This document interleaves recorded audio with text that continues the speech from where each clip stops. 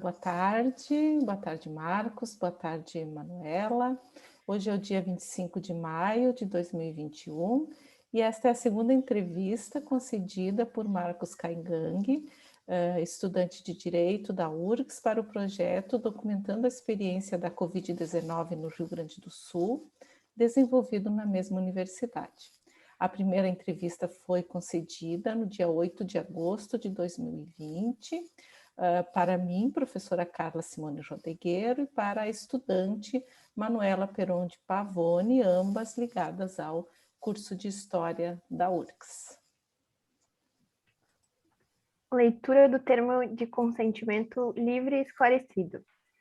Esta entrevista faz parte do projeto Documentando a Experiência da Covid-19 no Rio Grande do Sul, desenvolvido na URGS, e tem como objetivo registrar o cotidiano e a experiência subjetiva e profissional relacionada à pandemia e ao isolamento social, e as formas como isso tem afetado a população sul-riograndense, em especial de estudantes da URGS com perfil de baixa renda e seus familiares.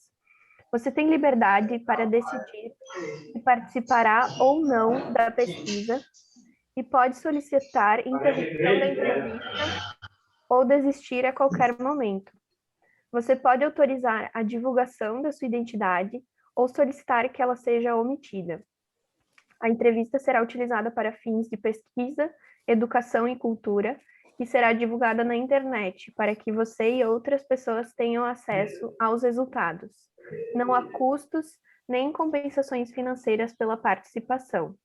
Caso você se sinta cansado, triste ou confuso, podemos parar a entrevista e, se for do seu desejo, retomá-la em outro momento. Se você não se sentir confortável para responder alguma pergunta, podemos passar para outra. Se for do seu interesse, você poderá definir um prazo para o início da divulgação da sua entrevista. Lembro que o principal objetivo do projeto é a construção de um arquivo com relatos de experiências pessoais, que vai ser divulgado à comunidade posteriormente e ficará disponível para futuras pesquisas sobre as experiências nesse período de pandemia. Frente ao exposto, vou fazer algumas perguntas. Você está esclarecido quanto aos objetivos da pesquisa e quanto à forma como a entrevista será feita? Sim. Você concorda que a sua identidade seja revelada ou prefere que seja usado um pseudônimo? Concordo que seja revelada. Você autoriza o uso da entrevista para fins culturais, educacionais e de pesquisa e que a mesma seja disponibilizada na internet? Autorizo. Você autoriza o uso de sua imagem na divulgação do material? Autorizo. Isso, então, mais uma vez, obrigada, Marcos. Nós estamos voltando a conversar com estudantes que foram entrevistados no início da nossa pesquisa, tendo em vista o prolongamento da pandemia e todas as suas decorrências, né? Então, nós gostaríamos de iniciar nossa conversa te perguntando o que mudou na tua vida, na tua família, na tua comunidade desde agosto de 2020 até hoje, maio de 2021. Bom, cumprimentar vocês mais uma vez. Boa tarde. Eu acho que é sempre um prazer a gente poder estar compartilhando um pouco da nossa experiência de vida pessoal, né? E coletiva também, enquanto indígena. O processo de vivência minha e da minha comunidade em meio à pandemia, de agosto até então, ela teve algumas modificações importantes, acredito que sim, né, do meu ponto de vista, porque até agosto, meados de agosto, nós não tínhamos perspectiva e a execução do Plano Nacional de Imunização, né, previsto pelo Ministério da Saúde. A gente teve vários embates e dificuldades na implementação desse plano, porque ele estabeleceu algumas diretrizes, né, e alguns grupos prioritários. Que grupo eram esses? Eram indígenas que estivessem em contextos de terras já demarcadas, né, ou seja, em contexto de aldeamentos. Para fazer uma análise de impacto dessa decisão, é preciso entender que aproximadamente 1 milhão de indígenas hoje no Brasil. Dados mais atualizados vão mostrar isso, o próximo censo, acredito eu, em torno de quase 1 milhão de indígenas. Cerca de 42% desses indígenas vivem em contextos urbanos. Esses 42% foram excluídos do Plano Nacional de Imunização, né? Inclusive a minha comunidade, que está em contexto urbano também. Isso refletiu diretamente porque até então, meados de agosto, já não tinha vacina ainda, né? Nós estávamos no contexto de isolamento, tentando adotar medidas de prevenção, de cuidado, né? Para que a Covid, né, não se proliferasse nos demais membros da comunidade. A gente teve, então, uma atuação incisiva a nível nacional, nossa comunidade também, junto ao município, para que fôssemos, né, incluído no grupo, né, prioritário, e assim fomos posteriormente para uma decisão do Supremo Tribunal Federal. Então, nós não tínhamos imunização nenhuma, nós estávamos com todas as medidas de prevenção e cuidado da nossa comunidade, enfim, isolamento social, né, distanciamento. E quando veio a vacinação, a gente, né, logo fomos imunizados, inclusive eu e os demais membros da minha comunidade, e as restrições que nós tínhamos até então, elas continuaram sendo adotadas, até então elas são adotadas ainda, todas elas.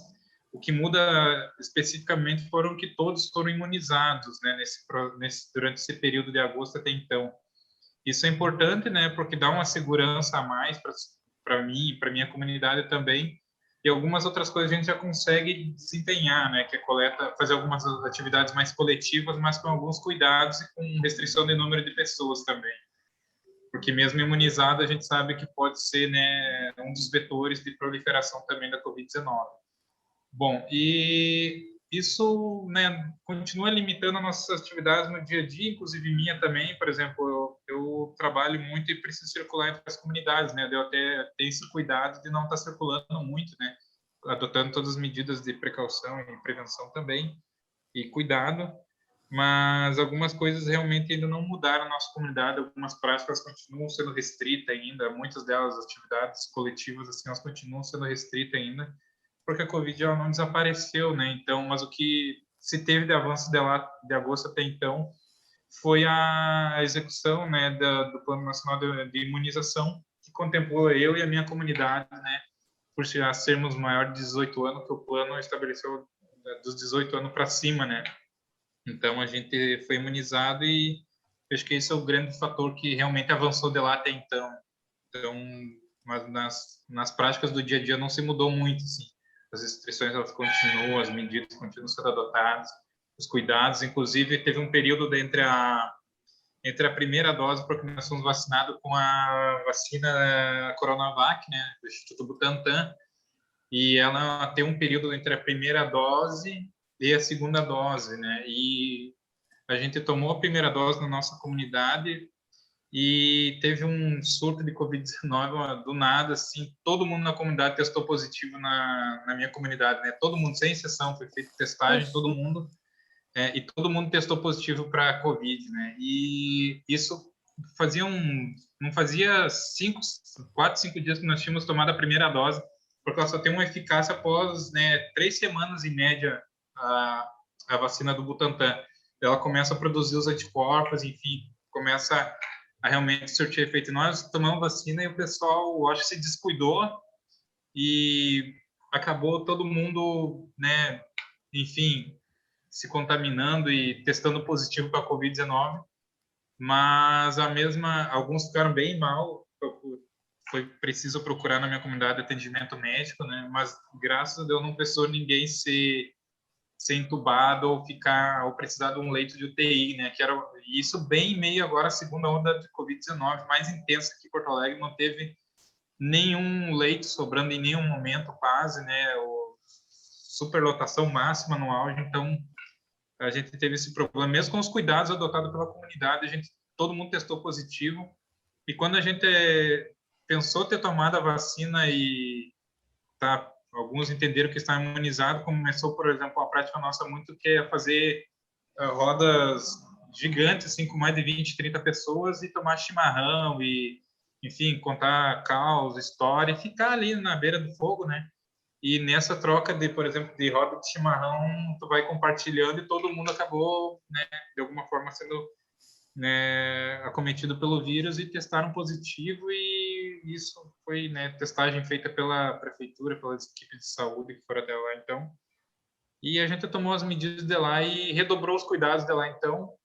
E, obviamente, a vacina, mesmo 4, 5 dias depois, ela já estava produzindo um efeito, né, de proteção, claro que não completo, porque a segunda dose vai te dar um prolongamento disso, né?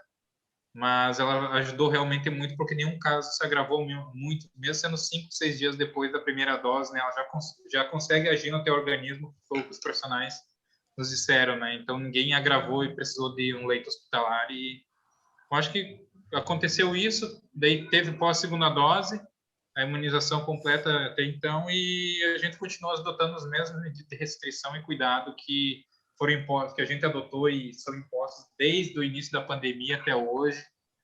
E as restrições e atividades culturais continuam sendo restritas ainda, e é uma medida que é necessária, e a gente continua adotando e incentivando os demais a continuar tendo esses cuidados também, que é importante. Às vezes um descuida demais, mas que tem impacto nos demais, mesmo os outros estando vacinado, mas a gente sabe que tem novas cepas, né, novas mutações do vírus que estão atingindo a juventude, né, e não está escolhendo idade, mas está levando a juventude, as crianças, né, para leito hospitalar, né, inclusive precisando, né, ser, enfim, hospitalizados. Então a gente tomou esse cuidado também, né, que é importante.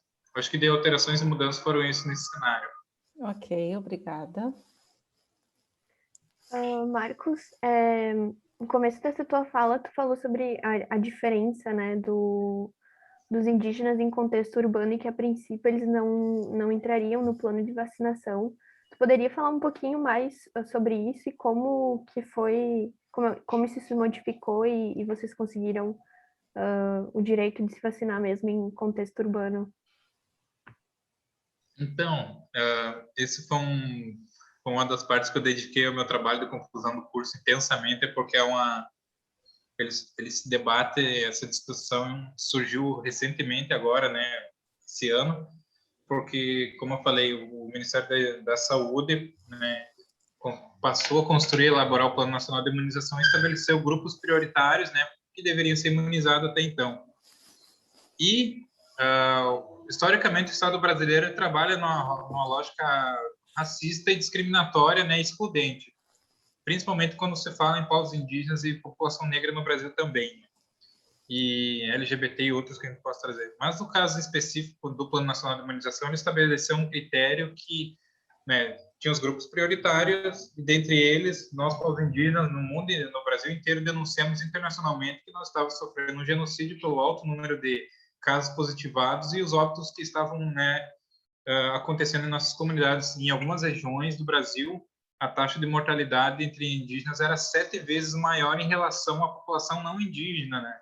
Então a gente fez essa denúncia, e a partir dessa denúncia se teve um olhar mais específico para que os indígenas fossem incluídos como grupo prioritário no Plano Nacional de Imunização.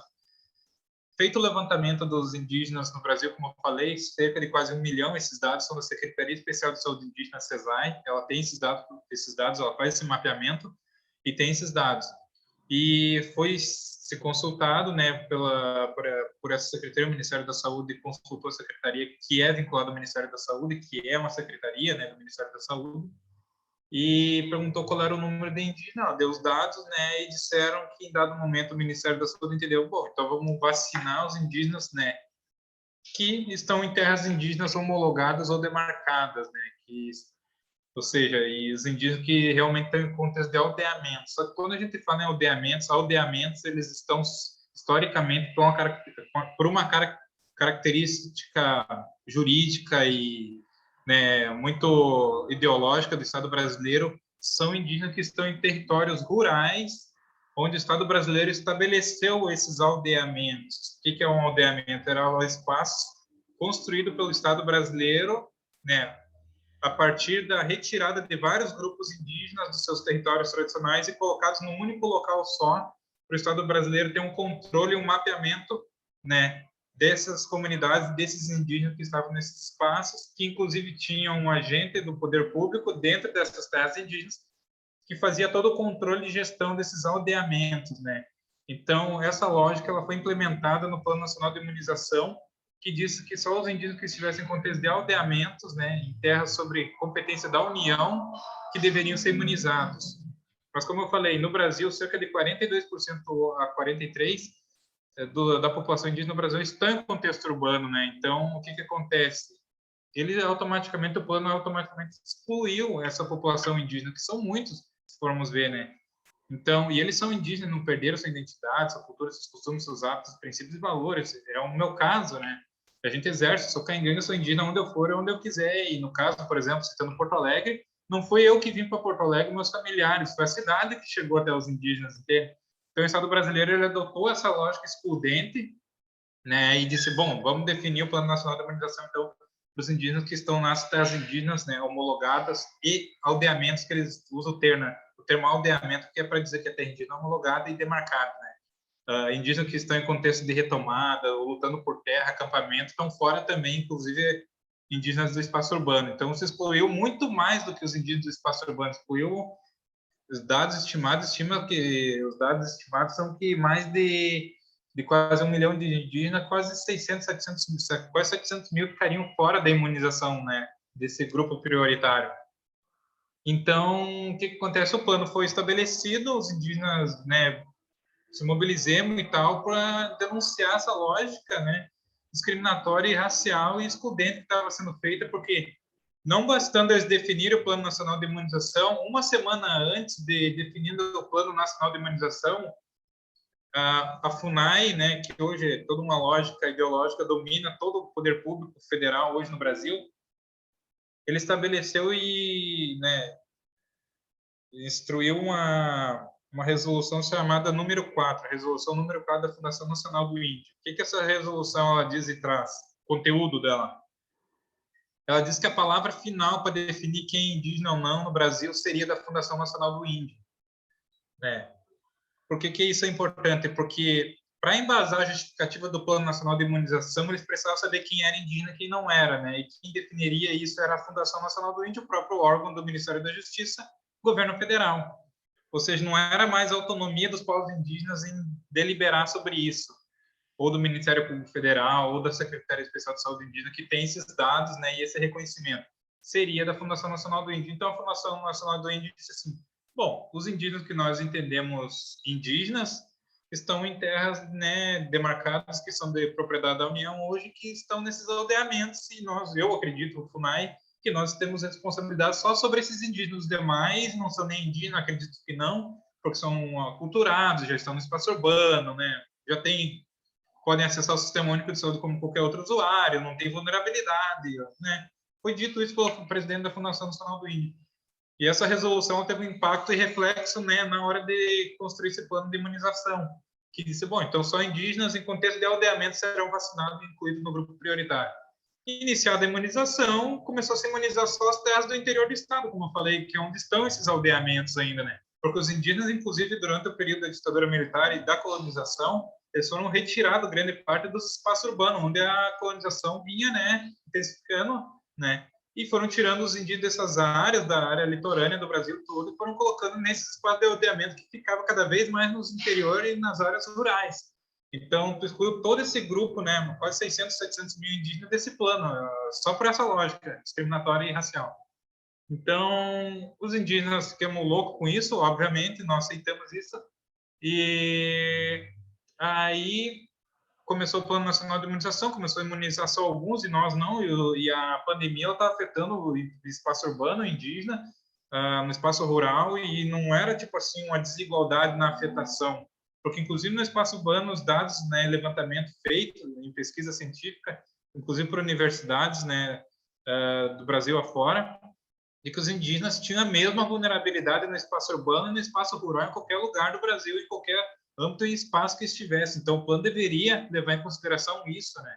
Então, a vulnerabilidade minha, de Marcos Caingangue, estando no espaço urbano, não era, né, menor do que o indígena Caingangue que está lá no norte do estado. A vulnerabilidade é a mesma porque ela é cultural, social, histórica, antes de tudo, né? Então, pelos modos de vida, pelas práticas, pelo nosso dia a dia mesmo. Então, a gente recorreu, então, o que acontece?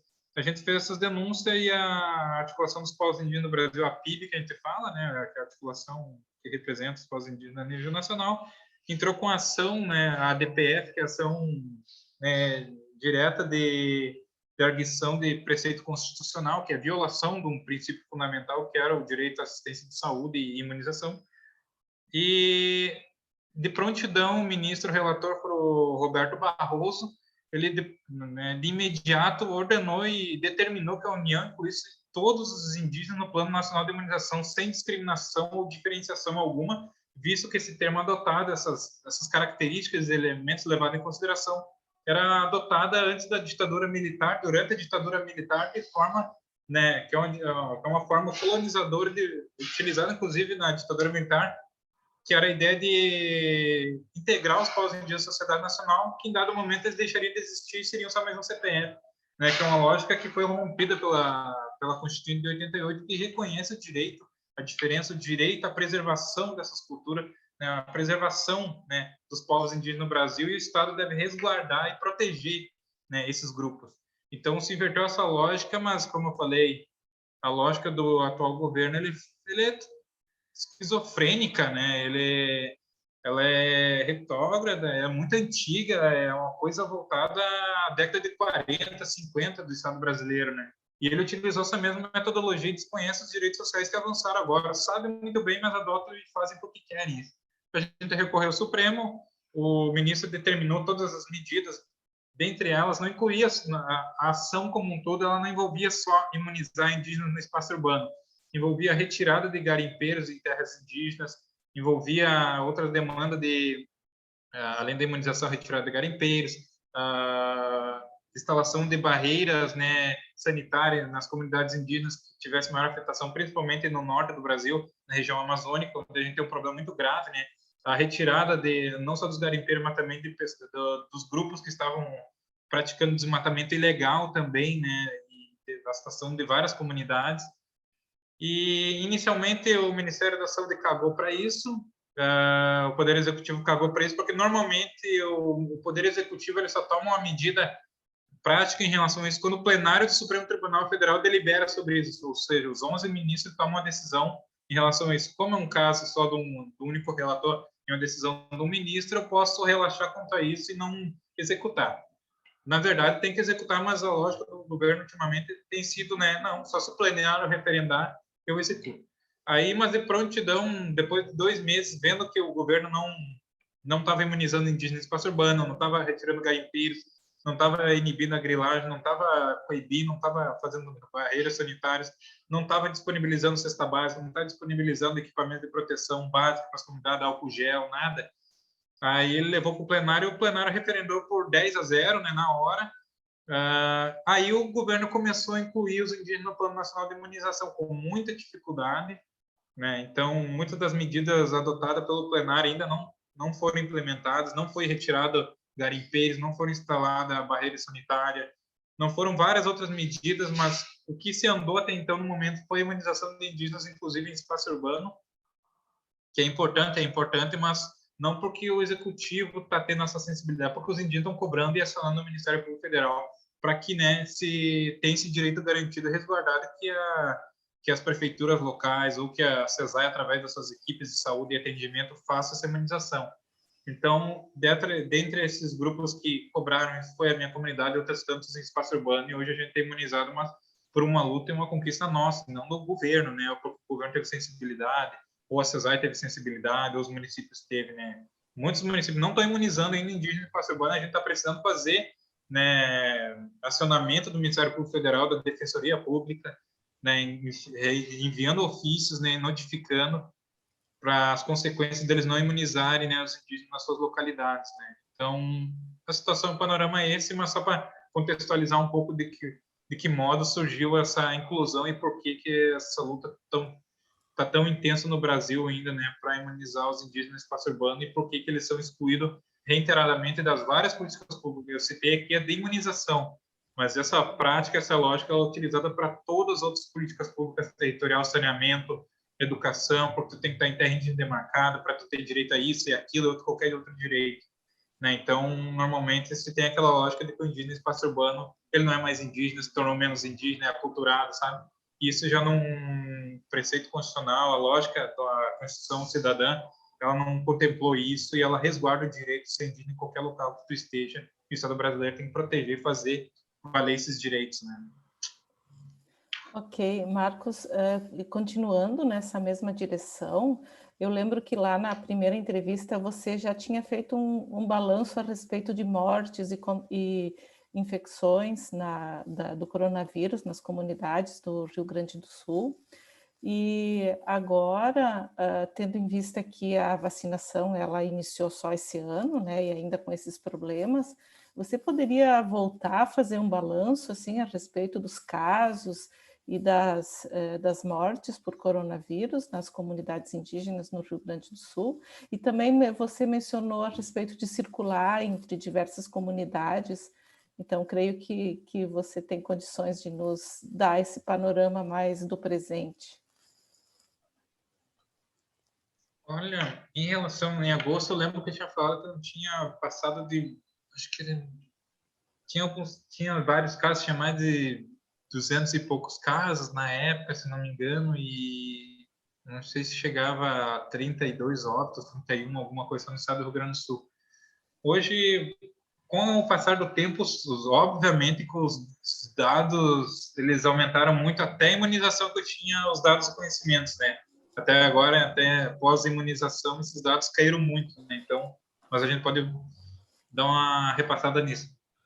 Chegou em dado momento que os casos positivados, eles eram tantos que se perdeu a contagem. Sim. Os últimos dados, no auge do pico da segunda onda de Covid-19, como eu falei, só na minha comunidade todo mundo testou positivo.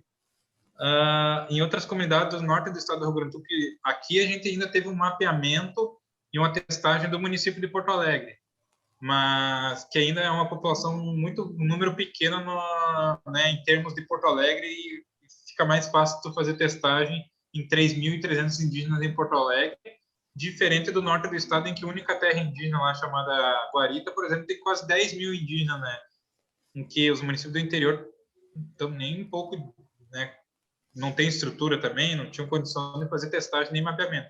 Mas se faziam estimativas e os dados, os números eram alarmantes. Só uma terra indígena do Guarita, por exemplo, que tem 10 mil indígenas, lá só em um único setor da terra indígena tinha 2, 3 mil casos positivados, né? E uma única testagem que foi feita, só que como não tinha muito teste para fazer e disponibilizar a comunidade, esses dados foram se perdendo, né? Então, só no estado do Rio Grande do Sul, no auge do pico de segunda onda de pandemia, teve mais de, acho que com a população estimada de 32 mil, a última vez que eu tinha visto, tinha, acho que quase 3 a 4 mil casos positivados de Covid-19, né? Só no auge, né? De 3.900 e pouco a 4 alguma coisa, porque eles faziam estimativa porque alguns não tinham conseguido ser testados, né? Então, isso só no pico da segunda onda. E os óbitos, eles também tiveram um aumento não muito significativo, mas o último dado que tinha até então, acho que não passavam de 42 óbitos, né? Tinha 2 para serem confirmados de óbitos por Covid-19, né?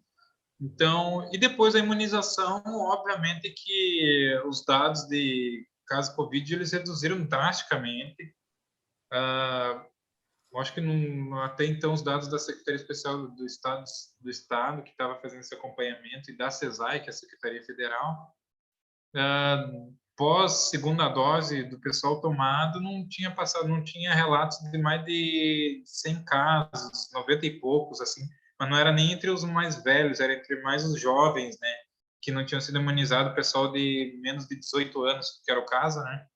Então, os números baixaram muito significativamente, os óbitos até então, eles baixaram para menos de, acho que o último dado estava em 12 no estado do Rio Grande do Sul, menos de 10, alguma coisa assim. Então, eles foram, obviamente, é muito uma linha assim que, né, um gráfico que traz um impacto muito grande a partir da imunização que se tem, né?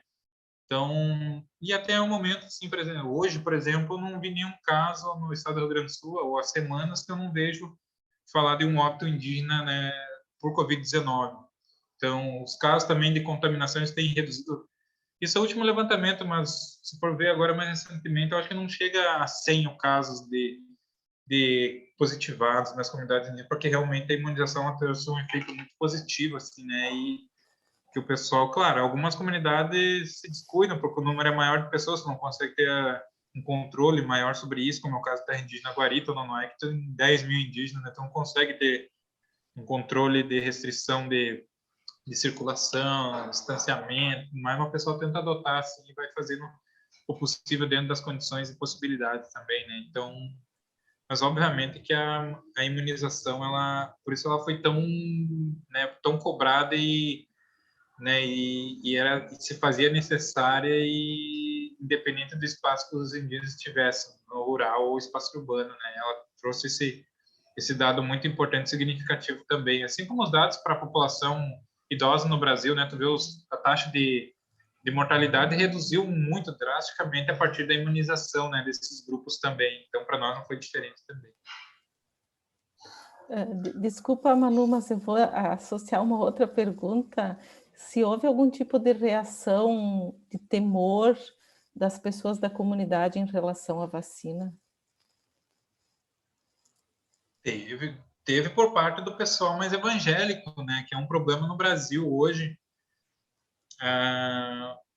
porque teve toda uma campanha de disseminação de fake news, né, uma campanha massiva né, contra a vacina, né, enfim, toda uma política de Estado, não estou falando política ideológica, política de Estado, porque na medida que os ideológicos estão ocupando o poder de chefe de governo e de Estado, é uma política de Estado, né. Então, houve todo um negligenciamento em relação a isso, toda uma disseminação né, uma campanha contra a vacinação e a CPI da Covid está mostrando isso também, independentemente das finalidades dela, mas só está constatando o que a gente já sabe, e disseminação de informações equivocadas em relação à própria vacina, né, que estava sendo disponibilizada, que dizendo que a vacina era, principalmente por parte dos evangélicos, né, pastor, é uma realidade na minha comunidade e em todos os outros, que tem muita igreja, né? Tem muitas igrejas neopentecostais, evangélicas, de várias congregações e denominações. Eu até costumo brincar que tem mais igreja do que, né, número de comunidades, às vezes né, nas terras indígenas, porque é muita igreja para pouco indígena, mas enfim, eles tentam fazer o trabalho deles, né, de evangelizar e levar a palavra de Deus. E uma das palavras que eles supostamente levavam era que a vacina não era uma coisa, né, de Deus, que aquilo dali continha na sua essência, né, uma das suas substâncias continha vírus do HIV, tinha questões vinculadas ao princípio de que aquilo ali era uma forma de ter um mapeamento das pessoas a partir de um símbolo chamado 666, que seria um símbolo da besta, que aquilo dali, de alguma forma, não era o que Deus queria, a palavra de Deus não autorizava aquele tipo de imunização, aquilo dali era uma forma de controlar a população, e isso estava no Novo Testamento, como dos princípios, né, das evidências do Apocalipse, não sei o quê. Eu estou reproduzindo meio que a fala dos nossos pastores lá na comunidade, né, que eles falavam que o pessoal iria virar até jacaré, não sei o quê. E, enfim, os mais absurdos que você possa imaginar. E, obviamente, cá para nós, assim, na minha comunidade tem muita gente que vai à igreja, mas eles sequer nunca abriram a Bíblia, não sabem nem o que está escrito. Eu brinco, mas é um fato, é uma realidade. E muitos não sabem nem ler, então eles vão muito pelo que esses pastores orientam e falam nas suas congregações, nas suas igrejas, né? E a gente teve uma dificuldade muito grande. Além de ter dificuldade em acessar a vacina, lutar para que fôssemos inclusos no Plano Nacional de Imunização, posteriormente à vinda da vacina, a gente tinha problema do pessoal ir se vacinar, né? Então, era uma realidade, um contexto difícil de ter que conscientizar pessoa por pessoa, né, da importância e da necessidade de estar se imunizando, né? Aí tu imunizava alguns da comunidade, mas outros não queriam, porque aquilo ali, o meu pastor disse, a minha igreja disse que aquilo ali não é de Deus, que aquilo ali, na sua essência, era uma coisa, um objeto de controle do Satanás, força oculta, sabe? Coisa do discurso mais esquisito e esquizofrênico. E daí tu tinha que explicar pessoa por pessoa, tu tinha que fazer um trabalho de conscientização e dizer, olha, da necessidade, da importância, não se contrapondo, claro, ele tem a sua religião e tudo mais, mas a gente tentava dizer, né, da importância, da necessidade, não só individual, mas coletiva do pessoal estar se imunizando. Então a gente teve uma dificuldade muito grande e ainda tem várias pessoas que não se imunizaram, acreditando nessa narrativa, né, de pastores, inclusive do presidente da República, que de volta e meia dissemina esse discurso, né, dizendo que a vacina não vai trazer resultado, não é ela quem vai solucionar nosso problema e tudo mais. Então, a gente tem essa dificuldade muito grande, mas muito fruto desses discursos disseminados por pastores, pelas igrejas, nas nossas comunidades, e que elas estão presentes, é uma realidade entre nós também, mas que ela impacta diretamente nesse processo, né, de preservação da vida, né, coletiva e individual das nossas comunidades também. Então, é um trabalho que a gente está tendo, um trabalho formiguinha, mas que se faz necessário, ou se a gente abdicar e abrir mão disso, eles realmente não vão se imunizar jamais, né? E alguns já vieram a óbito porque optaram por não tomar vacina e morreram, né? Morreram porque acreditaram nessa ideia, acreditaram, compraram essa narrativa e quando morreram, de alguns se assustaram e começaram a se imunizar. Mas de alguns já dizer, mas é porque não sei o quê.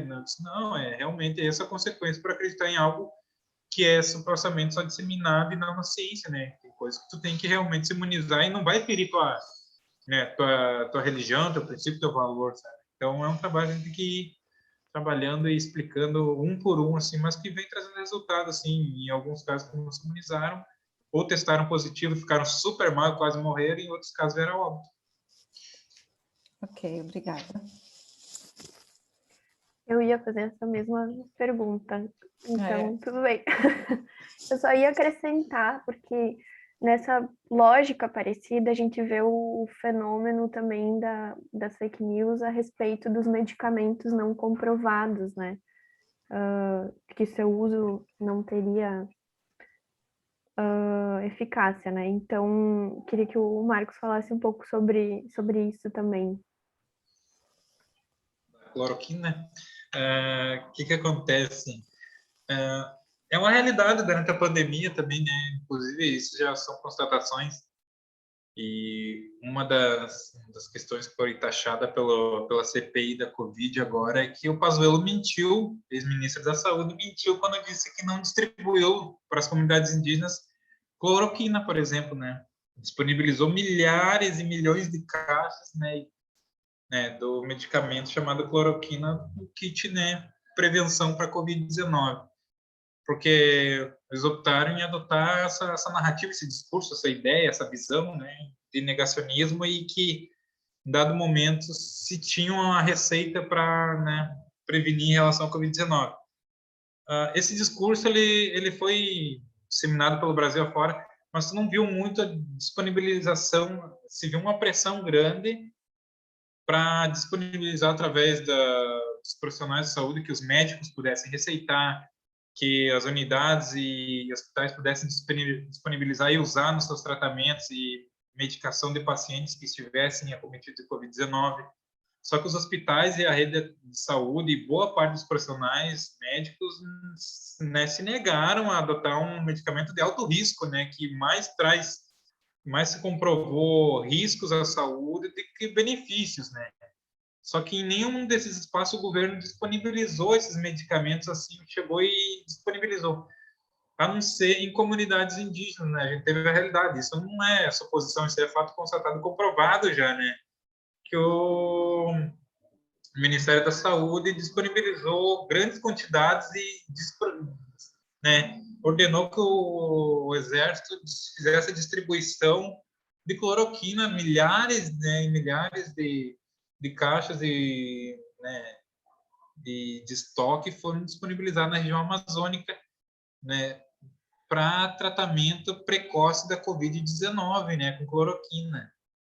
E vários indígenas tiveram problemas graves de saúde com isso, porque como é que tu vai disponibilizar cloroquina, um medicamento que, historicamente, as comunidades já têm uma vulnerabilidade biológica e social muito grande, e tu logo chega, nem imunização às vezes ele tem para gripe, né? E tu chega e disponibiliza cloroquina, né? Com a ideia de um tratamento precoce. E comunidades que estavam tendo, né, altíssimo número de casos de Covid e um altíssimo número de óbitos. Né, distribuído lá na região amazônica, os indígenas fizeram a denúncia, várias comunidades, isso foi para o Ministério Público Federal, foi para a ONU, né, para a Corte Interamericana de Direitos Humanos também, e eles começaram a planejar a distribuição aqui na região sul também, né. Prontamente os indígenas disseram que não queria aquela coisa, né, porque ninguém sabia o que era aquilo lá, e todo mundo já estava com o pé atrás, e tu queria disponibilizar aquilo ali. E, dadas as denúncias a partir da região amazônica, eles tentaram iniciar uma distribuição aqui no norte do estado do Rio Grande do Sul, e o MPF acionou, né, a Justiça Federal para que, né, se barrasse a imediata distribuição desse medicamento sem comprovação, né, científica de benefício, né, até então não comprovada. E se barrou a distribuição aqui na região sul, eles estavam prontos para distribuir aqui, né, também. E isso é fruto daquela, né, disseminação de narrativa, fake news, um descaso e uma negação maciça por vacina, e tentando achar uma solução, e que ela teve um impacto muito, muito grande para as comunidades indígenas que dependiam muito disso, e para a população brasileira também, né?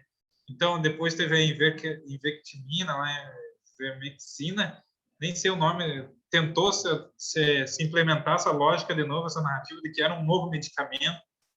Aí os indígenas estavam com o pé mais atrás, daí sim não aceitaram mesmo, não quiseram nem saber, porque como a Secretaria Especial de Saúde Indígena é vinculada ao Ministério da Saúde, e um dos grupos mais atingidos pela Covid-19 são povos indígenas no Brasil, então os primeiros que eles queriam distribuir era para nós, né? Vamos testar com essa galera e ver qual é os resultados e efeitos disso, né? Tanto é que isso foi trazido, inclusive, na CPI também, né? Disseram, olha, Manaus estava servindo como um laboratório, diziam Manaus, mas eles usaram nas comunidades indígenas de Manaus, que estavam em Manaus.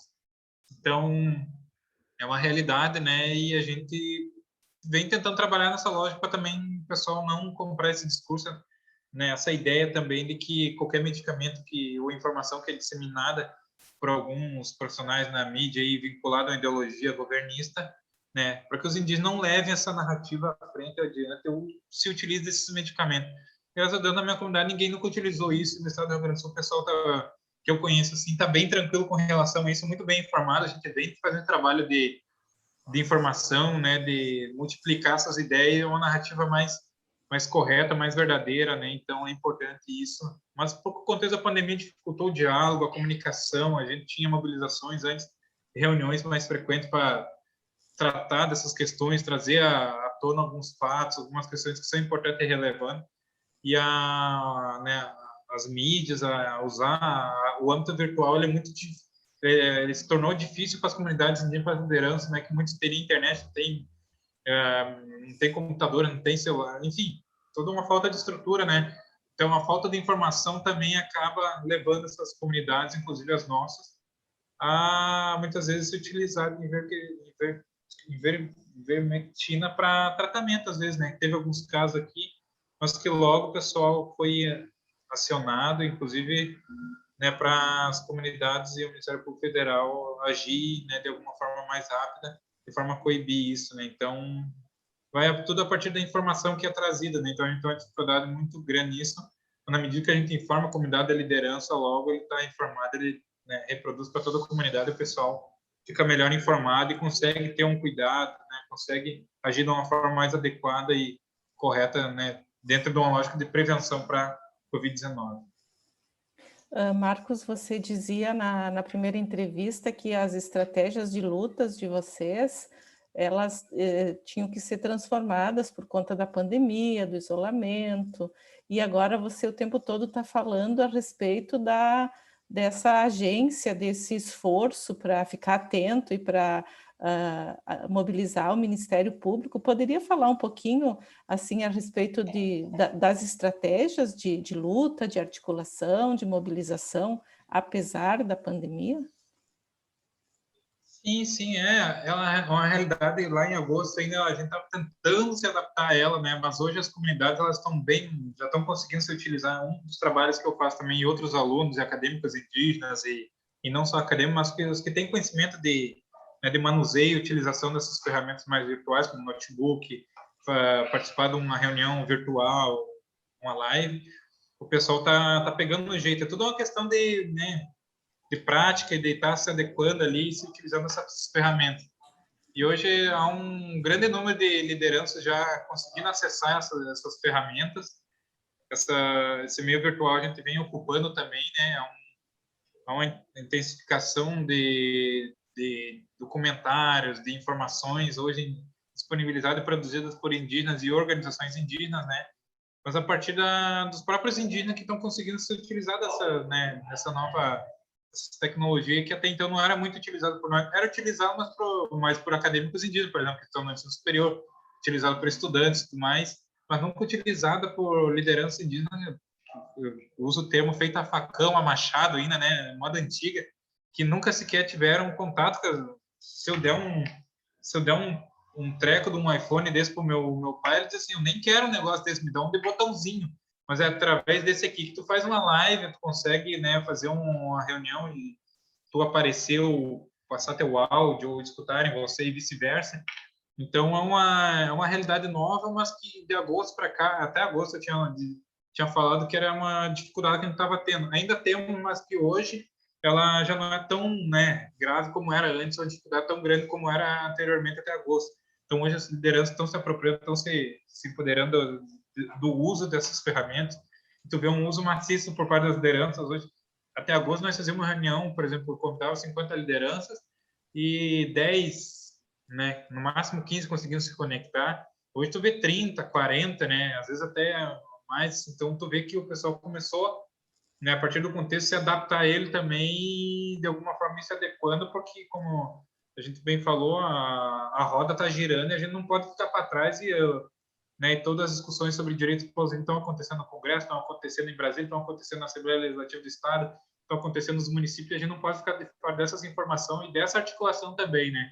Então, a gente vem se mobilizando através dessas ferramentas, sim, e as comunidades de liderança têm mais dificuldade, a gente tenta ir até elas, ou se comunica com alguém que é da comunidade e tem conhecimento do manuseio, do uso daquela ferramenta, para que ele possa estar ajudando e auxiliando a liderança daquela localidade a estar participando dessas reuniões e tudo mais, né? Tá se informando, se inteirando, de alguma forma a gente se manter mobilizado também, né? Mesmo que não seja coletivamente ou, né, presencialmente, mas mobilizado, né, nessa mesma ideia, nessa mesma perspectiva de luta por defesa, né, e da vida também por direitos. Então, houve um avanço muito significativo, muito grande na utilização dessas ferramentas e na apropriação delas também para uso, né, como ferramenta de diálogo e mobilização até então, que é a única que a gente tem por enquanto, né? Então, é uma realidade que está entre nós e que se vê para ficar. Eu não sei porque os indígenas temos nosso método de mobilização e luta que é muito presencial, diálogo, frente a frente, presencial, sabe? Mas que é uma ferramenta que vem para ajudar, né? Nesse contexto também muito importante para nós, assim, que hoje vê várias lideranças, assim, que consegue dialogar com elas por esse modelo de reunião virtual aqui, né? Devido às medidas de precaução e cuidado que a gente tem que ter, né? Então, avançou muito, sim, né? De agosto para cá, e que é importante a gente estar fortalecendo e apoiando quem ainda não conseguiu fazer uso delas. Que bom, obrigada. Marcos, acho que nessa mesma lógica, a gente pode discutir um pouco também o teu trabalho no COMIN, Conselho de Missão entre Povos Indígenas, me corrija se estiver errada, dessa tua transitoriedade entre as comunidades, se tem relação com essas novas estratégias também, e nessa lógica de disseminar informações, né, para os povos indígenas. Então, um dos trabalhos que agora formado, né, uma das lógicas nossas é, tá, a luta foi feita para entrar na universidade e vamos tentar, né, dar esse retorno às nossas comunidades indígenas, que foi quem desempenharam uma luta histórica, né, muito antes de nós, para acessar esse espaço. Então, nada mais óbvio, né, e natural que a gente possa estar dando esse retorno. Obviamente, nem sempre é possível isso acontecer, porque não tem área de trabalho muitas vezes para isso, e a gente sabe que os indígenas têm que procurar também uma forma de subsistência, né? E, obviamente, não é nenhum pecado, um erro ele estar não trabalhando com indígenas, por exemplo, porque, né, não foi possível, simplesmente isso. E também fica a escolha deles, mas, obviamente, que um princípio lógico nosso, quanto coletivo moral e ético, é de dar esse retorno.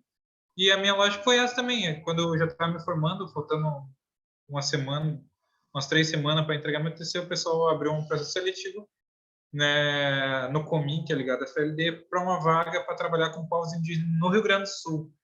Então, é uma instituição que existe há mais de 42 anos e já trabalha com os povos indígenas, né, no apoio, no fortalecimento, no suporte às comunidades indígenas, né, nunca representando, mas instrumentalizando, dando o apoio e suporte necessário para que as comunidades estejam, né, fortes, né, e mobilizadas para fazer a defesa de seus direitos.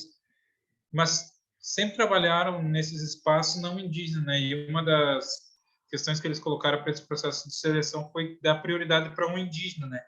Então, foi importante nesse sentido, que é também um reconhecimento, né, a capacidade, né, e a possibilidade do indígena estar desempenhando aquele trabalho que outros não indígenas desempenhavam, né?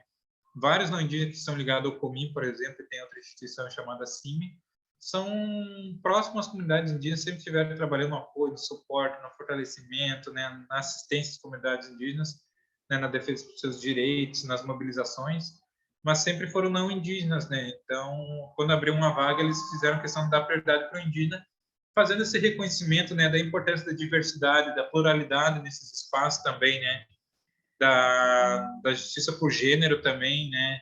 Eles já tem uma política nesse sentido de gênero que é 50-50, né? 50 mulheres, 50 homens, né? Mas na verdade eles têm esse princípio, mas eu acho que tem uns 90% é mulher e eu sou o terceiro homem na equipe, né? Então, mas que é importante ter esses princípios e valores no projeto de trabalho e da sua organização e instituição, né?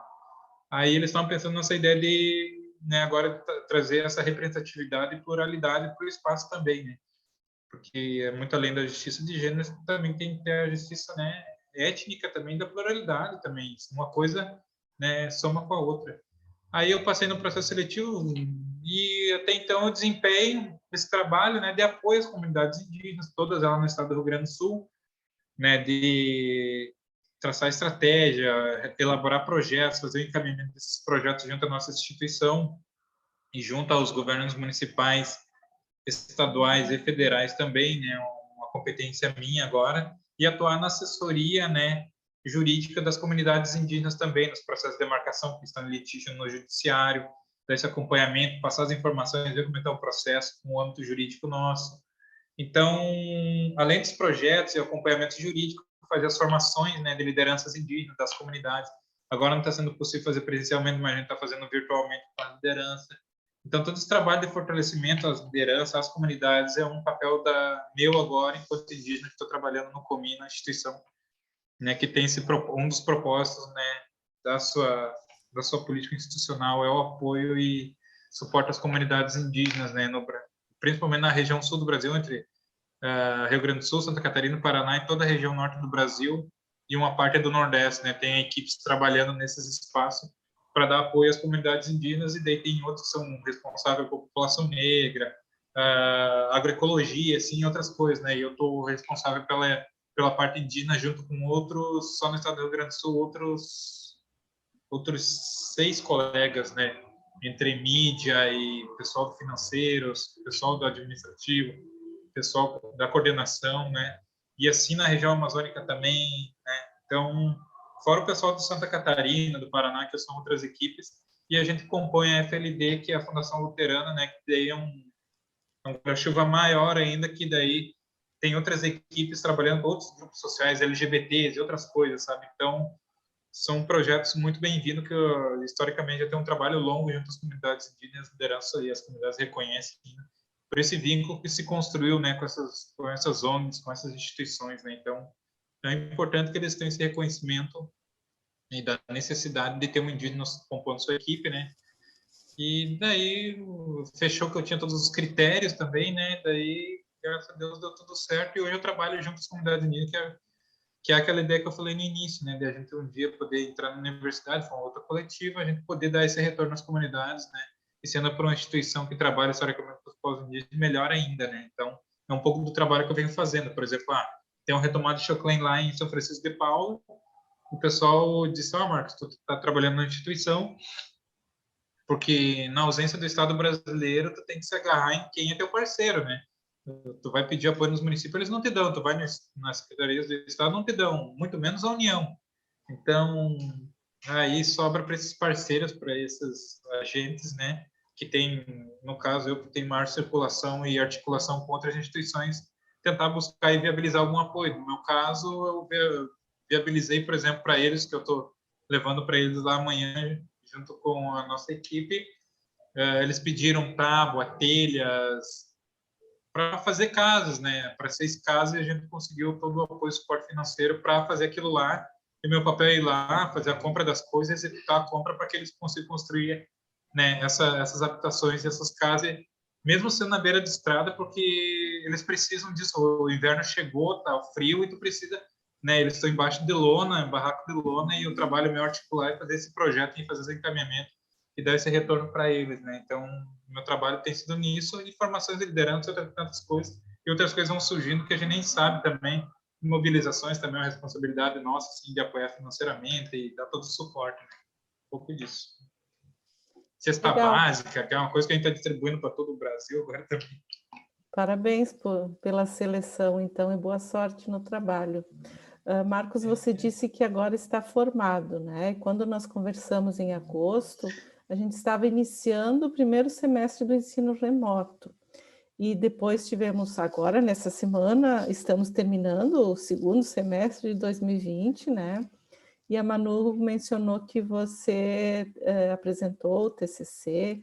Então, eu queria que você falasse um pouquinho a respeito desses 2 semestres de ensino remoto, também do teu TCC, e se você tem informações a respeito de como outros colegas indígenas enfrentaram esse desafio do ensino remoto. Bom, de agosto para cá, né, realmente nós tivemos dois semestres, né, de ensino remoto emergencial. De emergencial não foi nada, ele veio e ficou, né? E realmente as dificuldades elas estiveram aí, elas se demonstraram ao longo desse ano aí, praticamente, pandemia. Alguns dados são mascarados, algumas coisas não são divulgadas, outras coisas são vistas como irrelevantes num contexto de quantitativo, né, geral. Que são 50 indígenas, por exemplo, perto de 40 mil alunos na URGS hoje, né, que, né, irrisório e insignificante numa lógica, né, de dados, que é o que a lógica que a universidade trabalha, não trabalha muito com dados específicos, deveria, mas ela não faz muito isso. E de um ano para cá eu tive muita dificuldade, nossa, principalmente na internet, né, porque a internet e a conexão é um dos fatores que mais pesou para mim e para os estudantes indígenas em geral. Então, eu tenho uma dificuldade muito grande em poder estar acessando essa nova ferramenta, essa nova plataforma, esse novo modelo de ensino e aprendizagem totalmente diferente. Como eu falei, historicamente nós somos povos, né, de culturas distintas, mas com ensinos, né, e aprendizados, né, que são disseminados e passados de geração em geração através da oralidade, né? Então, quando tu tinha sala de aula, tu tem um novo modelo de ensino-aprendizagem, ok, a gente está se adaptando a ela. E do nada vem um ensino remoto, que também é outra dificuldade, né? Em que na sala de aula, na universidade, ainda no apuro, no desespero, tu tinha colegas para te ajudar e dar um jeito aqui e se vira ali, quando vê a gente, né, consegue ajudar e agilizar isso, né? Então, é uma solução para isso. No remoto, tu não tem para quem recorrer, tu tem teu pai, tua mãe, tu tem algum outro ali, mas que entende menos que você ainda, né, do uso de uma ferramenta, como eu acabei de falar, né, usar um celular com touchscreen, um computador, nem impensável, né, em algumas comunidades. Então, ela foi uma realidade que ela chegou e impactou diretamente as comunidades indígenas e os estudantes também, mesmo sabendo, os estudantes sabendo se utilizar das ferramentas, e os que sabiam fazer bem uso disso, eles tinham dificuldade no acesso à internet, sinal, né? Então, muitos indígenas moram em terras indígenas que sequer têm rede de transmissão da internet, né, o cabo de sinal nessas localidades.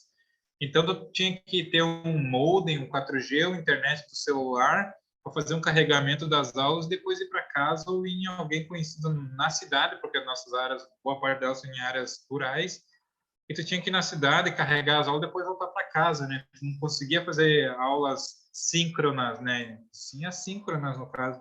Então, era bem difícil tu fazer esse acompanhamento, e às vezes, vamos dizer assim, não que eu seja o cara que mais pergunta para o professor, longe de mim, mas às vezes tu perguntar e tirar uma dúvida em sala de aula, ou que outros colegas tiram uma dúvida que também pode ser tu não consegue fazer isso, né, assincronamente. Então, foi uma dificuldade muito grande. Vários indígenas... Teve um dado recente agora para alguns estudantes que fizeram pesquisa aqui indígena, que todos os indígenas no primeiro semestre do ensino remoto, todos sem exceção, cancelaram alguma disciplina, de uma a duas, por não ter, né, condições de estar acompanhando as aulas de forma remota. Então, isso é um dado que foi trazido diferente do número geral da URGS, né? os cotistas tiveram essa realidade também constatada, mas em relação aos demais alunos da URGS, né, foi uma disparidade grotesca, assim, sabe? Então, os indígenas tiveram muita dificuldade, muita gente reprovou em muita disciplina e tudo mais, muita gente cancelou nos últimos dias porque não tinha como recuperar mais e estava muito difícil acompanhar as aulas. Enfim, internet não ajudava, não tinha computador bom. A URGS tentou disponibilizar um programa ali de apoio com computadores e uns computadores velho, mais velho, que eu acho que deveria ser patrimônio histórico da URGS, às vezes, porque tão velho que era, nem funcionava, outros. Aí tu pedia para eles fazer manutenção, não faziam manutenção. É um horror, assim, uma desgraça atrás da desgraça. E daí os indígenas tinham que se virar com isso. Aí sobrava o celular e tentava se virar com o que podia, né? Aí o pessoal tentou, em dado momento, tipo, vou rotear a internet no meu celular. Aí a URGS dava R$100 e dá 100 pila para tu colocar 4G internet. Isto, eu tentei fazer uma vez rotear lá no interior, lá, carregou 3 aulas, acabou minha internet. Eu tinha 8 aulas para carregar. Então foram várias dificuldades que o pessoal teve e impactou diretamente no primeiro semestre, foi mais difícil. Aí depois o pessoal deu uma alinhada, assim, se equilibrou, conseguiu, né, viu assim, bom, a universidade não vai nos ajudar e não vai resolver isso aí, então vai ter que ser nós por nós. E o pessoal passou a se mobilizar do jeito que dava, cada um por si, assim, teve muita dificuldade, tá se mobilizando coletivamente. Se eu estou dizendo assim, é difícil nós, estudantes indígenas, se ajudar e se organizar, é difícil. Imagina para nossas lideranças e comunidades que não têm acesso e não sabem fazer o manuseio dessas ferramentas, sabe? Então, foi um problema bem generalizado, mas que no segundo semestre a gente conseguiu né, conseguir auxiliando um a um, cobramos da coordenadoria de serviços afirmativos da UFS que fizesse um acompanhamento mais próximo, mais específico, e algumas coisas foram resolvidas, outras continuam com dificuldade até então. Em meio a isso tudo, estava eu também, tive essas dificuldades, mas fui conseguindo, né, eliminar minhas disciplinas e fazer meu TCC, meu trabalho de conclusão, tudo remotamente com conteúdo encontrado na internet e outros materiais enviados por conhecidos que fizeram digitalização de alguns livros ou capítulo de livro para mim e me disponibilizava e enviava por e-mail. Aí eu ia na cidade, quando eu não estava em Porto Alegre, agora eu estou em Porto Alegre. Aí quando eu não estava em Porto Alegre, que eu estava no interior, daí eu ia na cidade, ia na casa de um amigo meu lá e pedi o Wi-Fi dele lá, ele me deixava usar, baixava todos os arquivos, entrava na internet, entrava no Facebook, entrava no WhatsApp, batia fofoca, fazia tudo de uma semana numa tarde e depois voltava para casa com as aulas, né, baixar tudo mais e estudava e fazia minhas coisas e tentava escrever uma realidade, né, e é uma realidade minha e de outros tantos estudantes que, né, tem semelhança com a minha. Então foi mais ou menos esse cenário e eu só no primeiro semestre do ensino remoto dos dois, só no primeiro eu cancelei uma disciplina, depois não cancelei, fiz meu trabalho de conclusão, estágio, essas coisas virtualmente, porque eu me utilizei, mas foi mais uma coisa do tipo, os indígenas mesmo fazer por conta própria e não ter apoio muito da instituição, sabe? Então, contamos com o apoio de alguns professores, orientadores que são super parceiros, fazia essa digitalização de livros, procurava materiais, acessava algumas plataformas para nós, assim, enfim, foi muito mais um apoio coletivo do que institucional, né? Então, isso que realmente deu resultado e conseguiu minimizar algumas das dificuldades nossas enquanto estudantes, assim, sabe? Senão nem nós formando, nem formado estava, né? Então, foi mais ou menos isso aí, e é uma realidade que ainda vai continuar enquanto o ensino remoto permanecer, né? Ok, obrigada.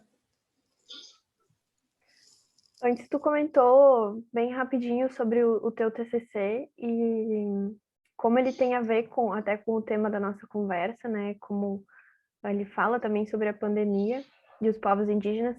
Queria que tu desse uma resumida, assim, um pouco qual é o tema do TCC, o que ele aborda, para a gente ter uma ideia e para quem assistir depois a entrevista ficar instigado a ler o teu trabalho também. Então, o meu trabalho, ele basicamente ele parte de um pressuposto e realidade das comunidades indígenas no Brasil, né? O meu trabalho trata sobre a efetivação do direito à atenção à saúde dos povos indígenas no contexto urbano, né? E eu dou um foco específico na cidade de Porto Alegre, que é o local que eu tenho mais, né, propriedade para falar, assim, e fazendo uma analogia, né, uma comparação com a outra terra indígena que eu pertenço, que é Nonoai, município de Nonoai, né? Que uma é rural, o outro é espaço urbano. E por isso que ele veio a calhar muito do nada, assim, durante a pandemia, devido àquele Plano Nacional de Imunização e aquele modelo, né, discriminatório adotado pelo plano. E como eu trabalhei na Secretaria Municipal de Saúde de Porto Alegre, fui estagiário durante um tempo ali, e eu planejava, executava, pensava a política né, de saúde para as comunidades indígenas em Porto Alegre. A gente vai conhecendo e compreendendo melhor a realidade. Uma coisa a gente, quando é usuário do Sistema Único de Saúde, quando a gente, né, vê ele de fora, quando tu está dentro, vê que é outra lógica, muitas vezes, né? O quão difícil é trabalhar ele, o quão é complicado tu executar as políticas públicas para esses públicos-alvos, né? E uma das constatações que eu tive foi que, tipo, nossa, quão difícil e emblemático é efetivar a política de saúde, né, para as comunidades indígenas no Brasil, que é um direito básico, deveria ser tão simples e o pessoal dificulta tanto, né? Então, a partir disso é que eu indaguei, a partir da minha experiência também enquanto indígena, né, eu usuário do Sistema Único de Saúde, as dificuldades que tem enquanto indígena também, mas eu comecei a somar essa lógica de enquanto usuário, mas também enquanto pessoa que pensava, executava a política pública na Secretaria Municipal de Saúde, né? Então, eu trouxe isso para uma lógica do campo do direito, né? Fazer uma perspectiva a partir disso, né? Fiz todo um trabalho histórico, pesquisa histórica sobre que forma, historicamente, o Estado brasileiro tratou os povos indígenas, de que forma ele prestava e prestou assistência a esses povos, ou de que forma ele não prestou as assistências que eram necessárias, né? Focando, obviamente, no campo da saúde, mas que, ao longo do meu trabalho, eu dizia assim, bom, e por que o fator do território ele era tão peça central nesse quesito, como é o caso da pandemia agora também. Então, qual era a relação, né, entre esse direito à saúde e uma demarcação de terra indígena, por exemplo, né?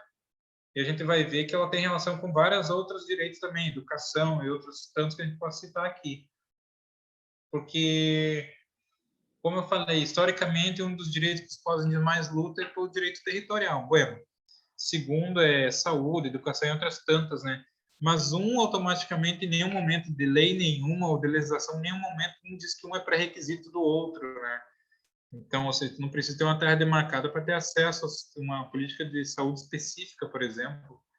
Tu não precisa ter uma terra demarcada para ter acesso, né, a uma escola indígena bilíngue, né, na sua comunidade, uma educação bilíngue específica, né, para aquela comunidade. Então, o Estado, né, por exemplo, na competência de educação é dos estados, então o Estado disponibiliza e possibilita ter professores indígenas, né, independentemente do espaço, tendo um espaço físico e um espaço de ensino e aprendizado, o Estado tem que viabilizar isso. Bueno, então isso indaga muitas coisas. Desde eu, como trabalhei na área de saúde, eu comecei a trazer todo esse processo histórico e porque isso era uma peça-chave, né, e de que forma o direito, eu estando no direito, o direito também, a faculdade de direito historicamente é conservadora, tem restrições em estar trabalhando temas específicos para eles, tem que ser coisas que são importantes para a sociedade em geral e não para grupos específicos, enfim, uma lógica muito conservadora e processualista também, sabe? Coisa bem campo acadêmico e dogmática do direito, assim, somente o que é estrito da lei a gente vai trabalhar é uma lógica muito acadêmica voltada para o mercado de trabalho, voltada a concurso público às vezes, sabe? Então, por isso que porque muita parte dos professores no direito ali são desembargadores, aqui no TRF são juízes, são promotores, são procuradores, são tudo menos professores às vezes.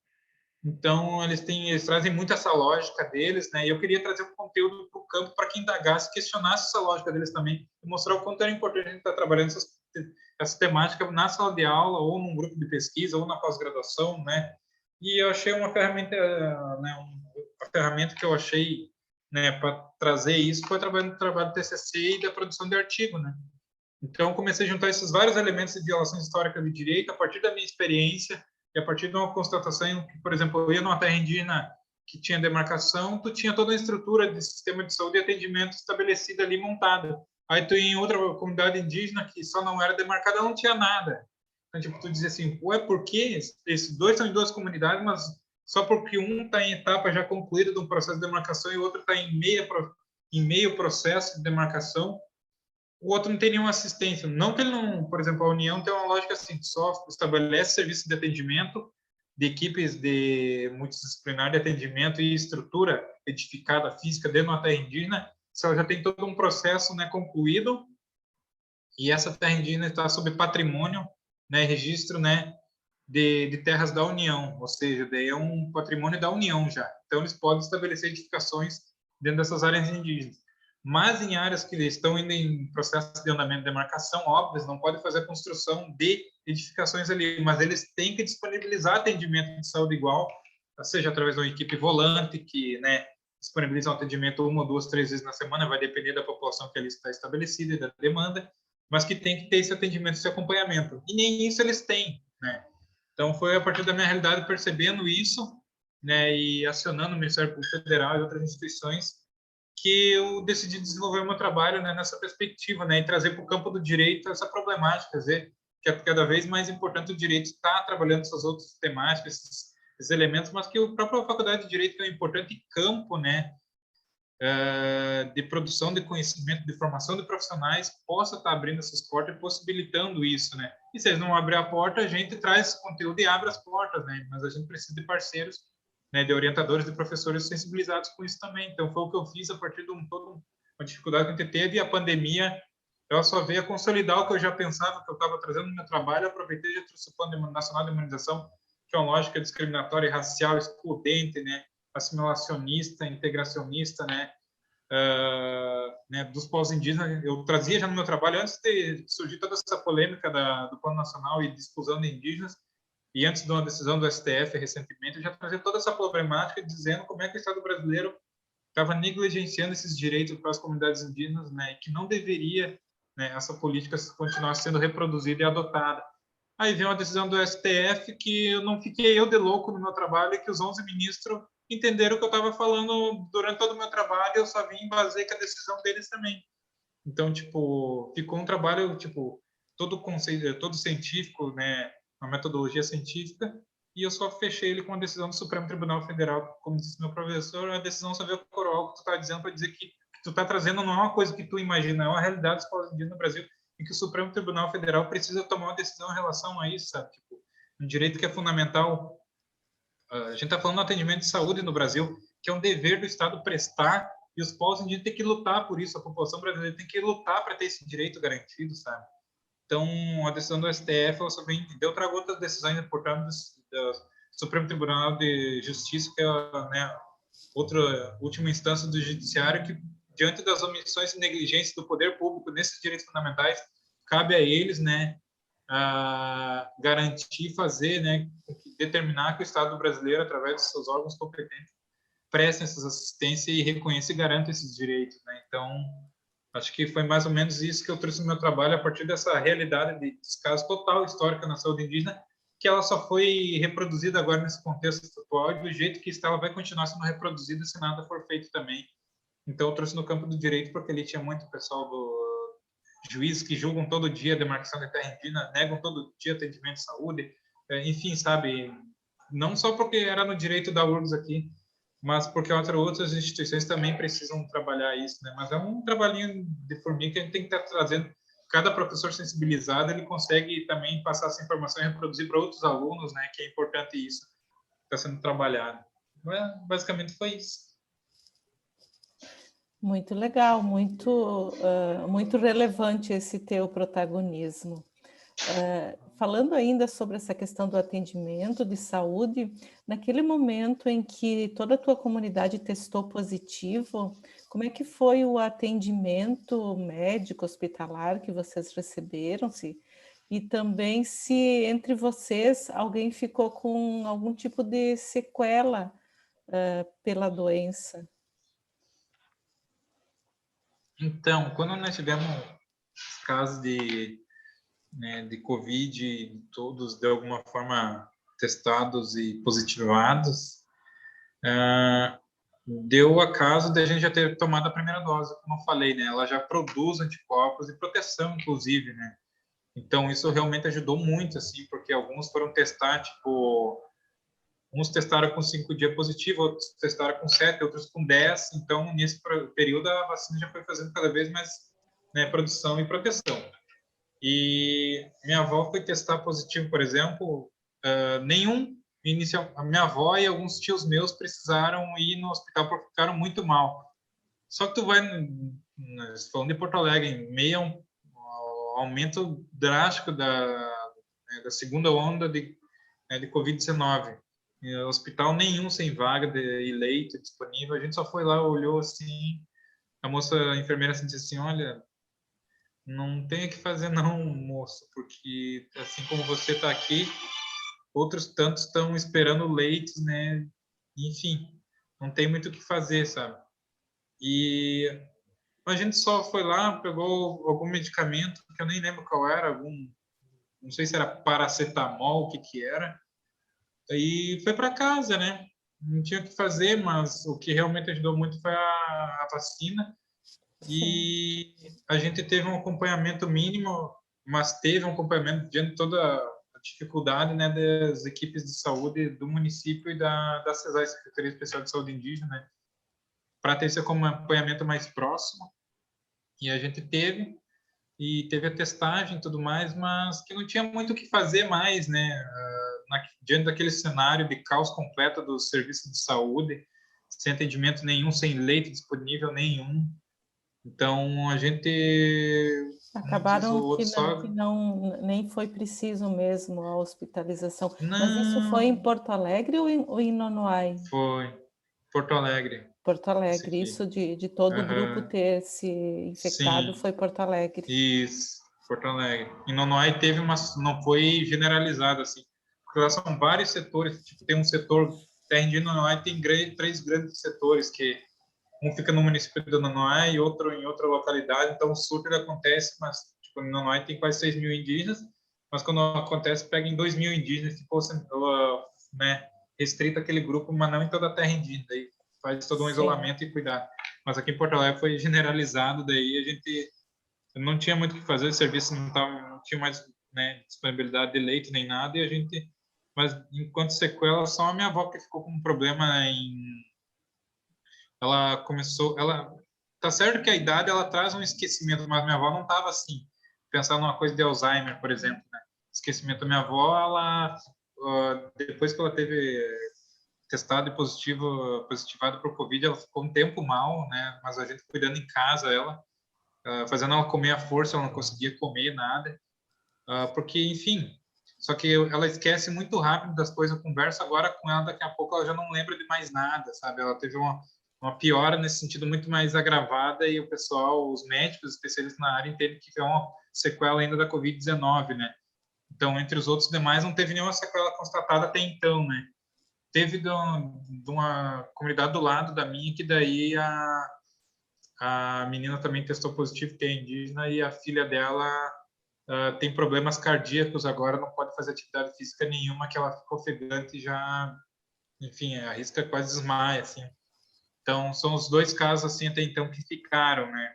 Então, são sequelas do Covid, mas que chegou em dado momento que estava um caos na saúde pública em que os grupos mais vulneráveis também ficaram desassistidos, né? Tiveram um assistimento mínimo pelas equipes que até então tinham condições de dar assistência, mas a rede de média e alta complexidade não conseguiu dar assistência, por exemplo, diante de toda superlotação, né? Em que a gente entendeu diante do caso de pandemia, né? Que, enfim, as dificuldades de falta de investimento público na saúde, né, se mostrou cada vez mais necessária. Assim. Então, a gente só aguardou e fez o que era possível dentro da nossa comunidade com o que a gente tinha. sim. Tu chegou a positivar também, Marcos? Teve, se sim, se teve algum sintoma? Não positivei porque quando eles tomaram a vacinação, eu não fui para lá. Eu tava envolvido com o meu trabalho de conclusão, né? Daí eu estava no centro de Porto Alegre e não estava indo para lá. Aí, como eu não fui para lá, daí eu acabei não. Daí quando eu soube que eles testaram positivo, daí sim que eu não fui, né? Mas não testei positivo nada, porque eu me cuidei pra caramba, assim, me cuido ainda, porque como eu tô muito nesse trabalho de rotatividade, meu receio, meu medo, eu já não vou em muitos espaços, né? Então eu tenho o maior cuidado, precaução e prevenção para não estar indo em aglomeração, não tá, enfim, quando eu fui numa comunidade agora num evento que era coletivo, mas estava todo todo mundo imunizado já, inclusive eu, né? Mas ainda assim imunizado eu já tomo esses cuidados, assim, né? Então, porque como eu falei, a gente ainda assim continua sendo um vetor né, de disseminação de Covid, né? Pô, enfim, mas não fui testado positivo, não. Marcos, você teve alguma pessoa próxima ou conhecida que veio a falecer por conta da Covid? Das pessoas, das tuas relações? Se você quiser falar um pouquinho sobre essa ou essas pessoas. Teve, eu até perdi a contagem, porque foram muitos, né? Mas teve um que foi bem próximo, que foi meu colega aqui na URGS, ele era estudante de odontologia. Ele faleceu no norte do estado, né? Sim, foi para o norte do estado e testou positivo e em virtude da Covid-19 ele vai falecer. Não tinha chegado a vacinação ainda até nesse momento, né? Então, outros mais velhos faleceram também, que já eram de idade, não tinham vacinação enquanto a isso. Lideranças aqui da região metropolitana faleceram também nas vésperas de começar a vacinação, né? Que eu trabalho e historicamente sempre tiveram comigo, nos espaços que a gente sempre se chamou de mobilização e de luta, eles sempre estão juntos, eu sempre indo na comunidade deles também, dele. Então, foram vários que, na verdade, faleceram, assim, sabe, em virtude de não terem imunização, não ter vacina na época, mesmo eles adotando cuidados, né, de distanciamento. Uma das lideranças aqui de Porto Alegre faleceu porque ele passou mal, porque ele tinha um problema de saúde e precisava estar indo de vez em quando fazer aquela, esqueci até o nome, que tu vai lá e coloca uma bombinha na boca lá e tu fica tomando ar um tempo lá. Nebulização? Não, isso, nebulização. E ele precisava disso, e ele foi lá e acabou, né, sendo acometido pelo vírus lá mesmo no pronto atendimento.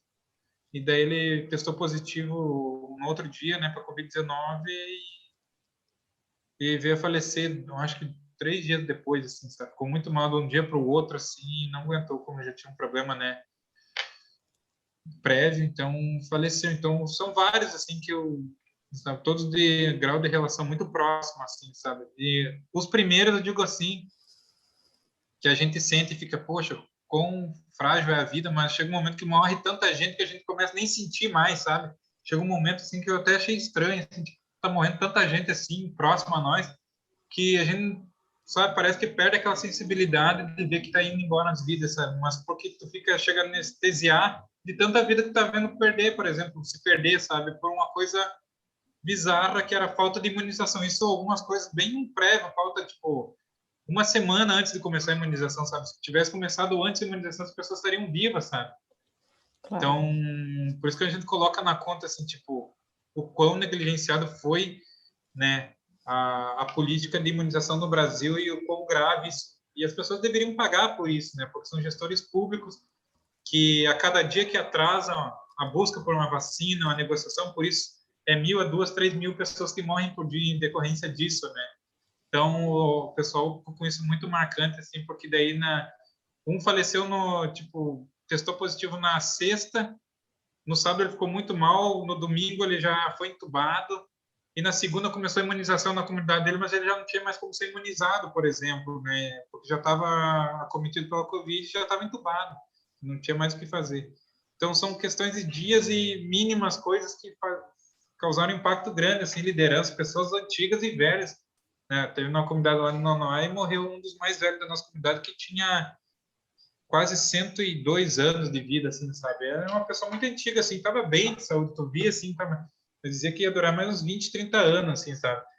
Então, mas se tu pega uma Covid, teu sistema imunológico já não consegue dar conta de um vírus novo, sabe? Então, e por falta de imunização, a gente não conseguiu, né, de alguma forma, atuar e prevenir no falecimento dessas pessoas, assim, sabe? Então, mesmo com todo cuidado. Muito triste, né, Marcos? Não Né? sei se você conhece um projeto que se chama Memorial Inumeráveis. Ele é um projeto para o qual as pessoas mandam os nomes e as histórias das pessoas que faleceram por Covid. E aí isso é transformado num texto colocado num site, e é uma forma de homenagear essas pessoas que faleceram. Então, também é uma forma da gente dar conta da nossa dor em relação a essa perda e processar o nosso luto. Ainda bem que eu não tive, tipo, da minha família próxima mesmo, só fiquei mais preocupado quando, da minha família ainda não, especificamente, não tive nenhum que faleceu, assim, exatamente, tipo, primo, irmão, tudo mais. Mas como essas pessoas eram muito próximas, a gente cria esse vínculo de relação, né, naturalmente. Então, são pessoas que estão no nosso dia a dia e que faleceram por um vírus que... Enfim, mas eu não conhecia desse projeto aí, não, nem tinha ouvido falar, assim, também. Desconheci completamente. A gente te passa o link depois, tá? Aham. Tranquilo.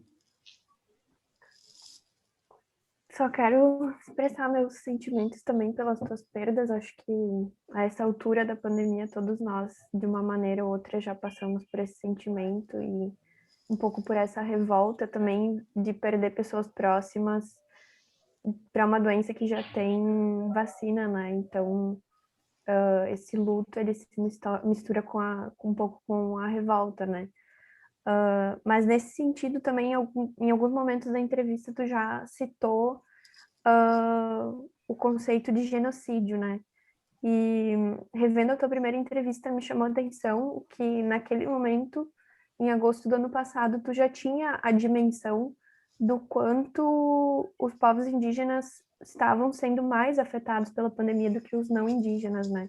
E hoje já tem vários juristas, inclusive, defendendo, de fato, que se usa esse conceito e que se leve para fora do Brasil, inclusive, essa questão. Como que tu tá te colocando nisso? Se tu sabe, se já tem alguma movimentação, se vocês estão se colocando nisso de alguma forma, e também sobre a CPI da Covid, né? Em outros momentos tu já citou, e como ela também está trazendo provas para embasar essa teoria.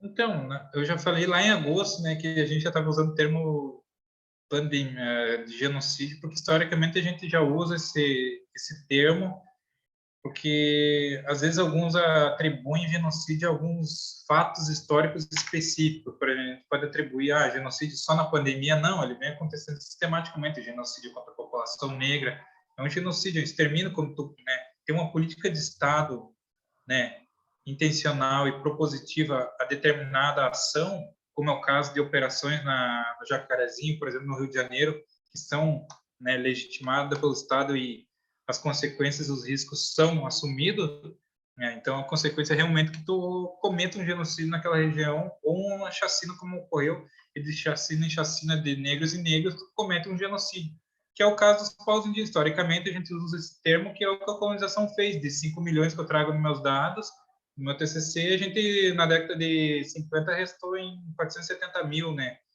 Então, foram 500 e poucos anos de uma política sistemática, né, de processo de violência e, né, de mortes contra as comunidades indígenas e lideranças.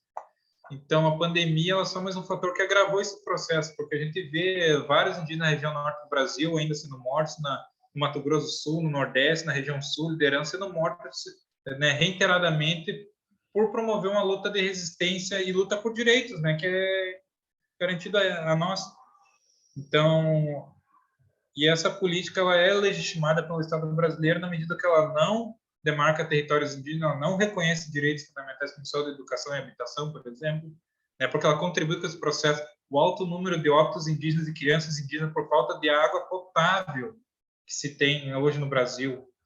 Então, quando o Estado brasileiro ele toma, né, para si essa responsabilidade de não efetivar isso, ele está cometendo sim um genocídio na medida que essa população tem um alto número grau, né, de vulnerabilidade, né, e consequentemente a gente vai ter um alto número de óbitos também. Isso não sou eu falando, são dados da Secretaria Especial de Saúde Indígena, né, que mostra o alto índice, né, de descaso do poder público com essas comunidades, né. Um dos maiores índices de falta de saneamento básico, além das periferias. As comunidades indígenas têm os maiores índices, né, de falta desse serviço. Depois vem, né, a periferia, a favela, as comunidades mais carentes. Então, isso implica diretamente no bem-estar da saúde física também, né, das pessoas, na medida que ela não tem água potável para tomar e não tem saneamento.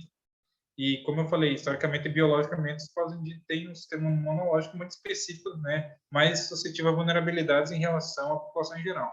Bueno, então, esse é um processo, um dos fatores que eu citei aqui, e outro é o processo de perseguição, quando eu digo assim, que vários fazendeiros e estados e municípios perseguem lideranças indígenas e mandam grupos paramilitares matar indígenas, assassinar lideranças.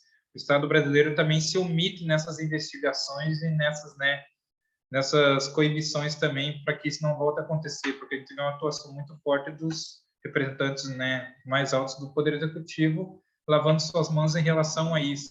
Somando tudo isso, isso vai caracterizar um genocídio na medida que tu não tem nenhuma política específica de proteção, né, a essas atrocidades que vêm sendo cometidas, e a pandemia ela veio como um dos fatores a somar isso. Porque na medida que tu não tem uma política de prevenção, de cuidado e tratamento a essas populações, a esses grupos, tu tá vendo que o alto índice é 7, 9 vezes maior do que a população em relação à população em geral, e tu diante disso não tomar nenhuma medida, é um genocídio legitimado pelo Estado brasileiro, né? Provocado inclusive, não é não só omisso e comissivo, ele é omissivo também, todas as suas, né, facetas, como a gente diz, eu só lavo minhas mãos, é omissivo. Não, na medida que tu comete algo sabendo que aquilo dali pode gerar aquela consequência, ele é comissivo, né? Então, isso aí, se fosse, né, analisado por um tribunal internacional, isso aí, obviamente, vai ser caracterizado como um crime de genocídio, sim, né? Assim como a ditadura militar cometeu um crime de genocídio contra os povos indígenas durante a ditadura militar, que só no povo Krenak mais de 8 mil indígenas foram assassinados durante esse período, né? Mas insistem no máximo em justificar como um crime, né, de guerra, no máximo. Mas o genocídio ele é um outro passo nessa lógica. Então, são realidades que por isso a gente usa essa atribuição narrativa na medida em que a gente vê reiteradamente essa sistemática acontecer, né? E o genocídio ele mais do que se evidenciou agora na medida que nenhuma medida eficaz foi tomada por parte do Estado brasileiro, a não ser a partir da ação e cobrança das comunidades indígenas, né? Ter que mostrar para o Estado brasileiro dados que o nosso índice de vulnerabilidade é muito maior em relação aos demais, né? E outras instituições tendo que apoiar para isso. Então, obviamente que não é agora esse termo, sabe? Porque a pandemia, eu já trago ele como um conceito histórico que vem sendo reproduzido ainda na medida em que há um alto índice de violência e perseguição aos povos indígenas no Brasil. E a gente costuma dizer que às vezes o Estado brasileiro adota a lógica de que o indígena mais ou menos não vai fazer diferença, então só manda matar que é mais fácil, sabe?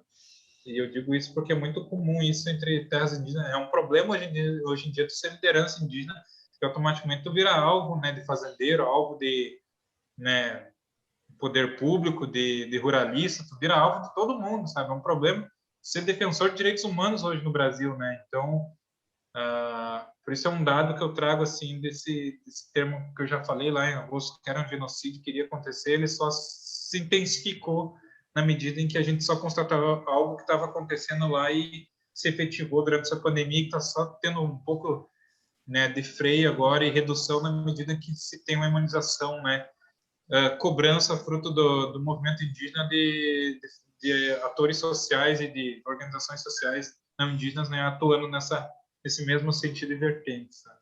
Então, não porque é só pandemia, só para dizer que é uma coisa já que eu defendo há um tempo, né?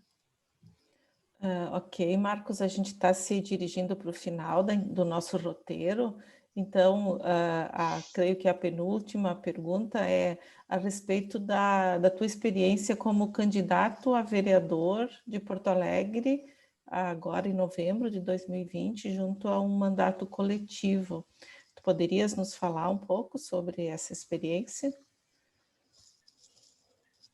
Então, na verdade, se me propor a ser candidato não foi ideia minha, né? A liderança queria um diálogo com o partido inicialmente, as lideranças da região metropolitana de Porto Alegre e tudo mais, e não tinha ninguém, né, que eles entendiam para iniciar esse diálogo no partido.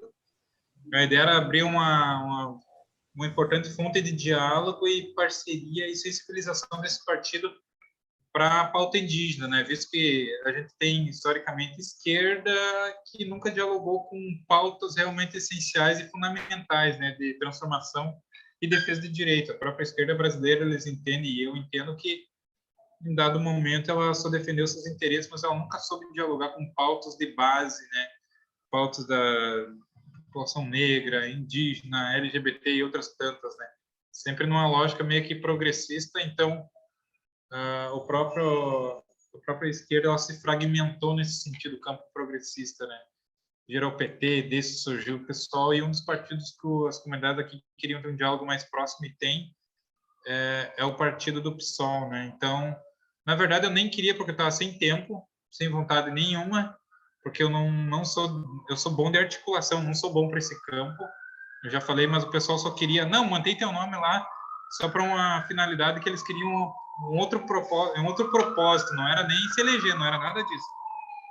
E porque eu queria me formar e fazer o que eu gosto, que é articulação, essas coisas, né?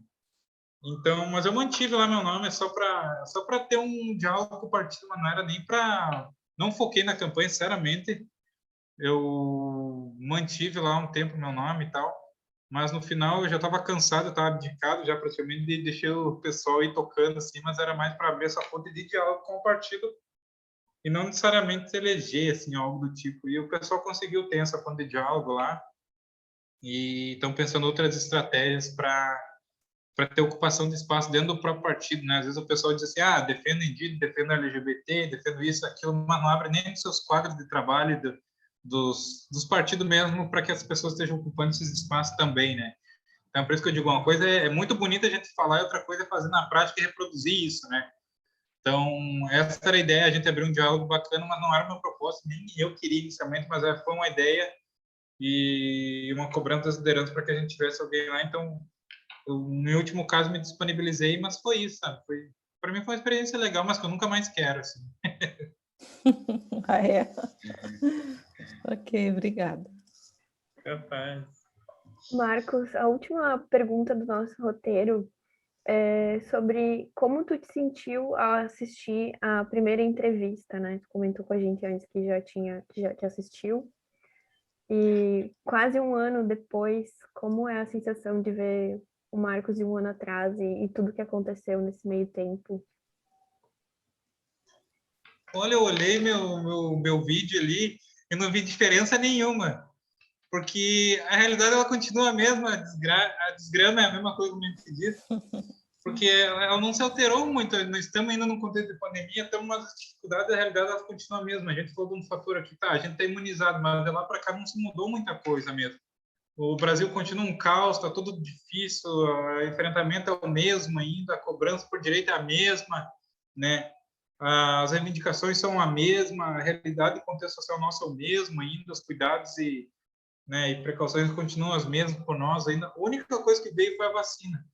E algumas coisas se intensificaram muito, que é ataques a direitos indígenas, retirada de direitos, pautas ultraconservadoras de negação de direitos estão avançando cada vez mais, mesmo diante da pandemia, o caos e genocídio que se caracterizou no Brasil diante de tantas vidas indígenas perdidas.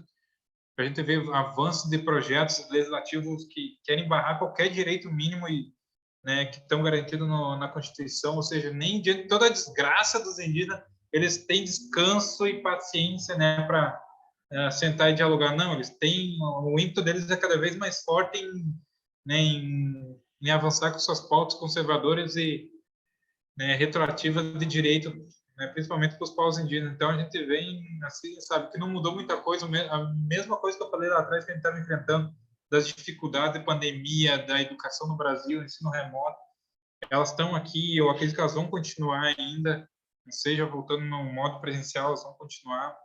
Então, eu olhei assim, eu acho que daria para fazer um copia e cola daquela fala e só reproduzir ela de novo e colocar o termo vacinação, e que não mudaria nada, sabe? Porque as dificuldades elas só aumentaram, sabe? Na medida em que a gente vê uma intensificação, né, de negação, né, de vários direitos aí para nós, e dentre eles a vacinação foi só um que a gente conseguiu superar, mas que daí em compensação outros pautas de retirada avançaram, por exemplo, né? Exploração dos nossos territórios indígenas, né, de não ter licenciamento ambiental em área indígena quando tiver um interesse público por trás daquilo ali, um interesse privado de uma obra, por exemplo. Então, são várias coisas que impactam as comunidades indígenas. O Estado brasileiro cortando tudo quanto é benefício na universidade pública, que historicamente estão destinados diretamente a vulnerabilidades sociais de estudantes cortiços, por exemplo, né? O Ministério da Educação recentemente não abriu mais nenhum programa de assistência a estudantes indígenas no Brasil, nem quilombola, que era uma das vertentes específicas para esses grupos no Ministério da Saúde. Ou seja, a pauta conservadora ela avançou muito. Há uma criminalização de lideranças indígenas, como eu falei. Não é porque a Sônia recentemente foi criminalizada que foi mais divulgado. Isso sempre aconteceu com as comunidades indígenas. Agora ela ganhou uma repercussão maior porque foi uma pessoa que tem mais representatividade. Mas há uma perseguição muito grande, uma criminalização muito grande de indígenas, inclusive apoiadores indígenas da minha instituição e outras instituições e ONGs que trabalham nesse suporte, defesa de direitos humanos, são criminalizados, são perseguidos, são investigados. Inclusive, eu já estou sendo investigado. Então, é uma consequência por lutar por direitos fundamentais em um país, né, tão opressor, né, e violento como é o Brasil historicamente, né? Eu digo enquanto Estado, enquanto instituição, né, Brasil. Então, a realidade ainda continua o mesmo, eu me vejo no mesmo discurso, no mesmo sentido. A gente tem que manter uma coerência de um ano para cá, não iria mudar, acredito eu, né?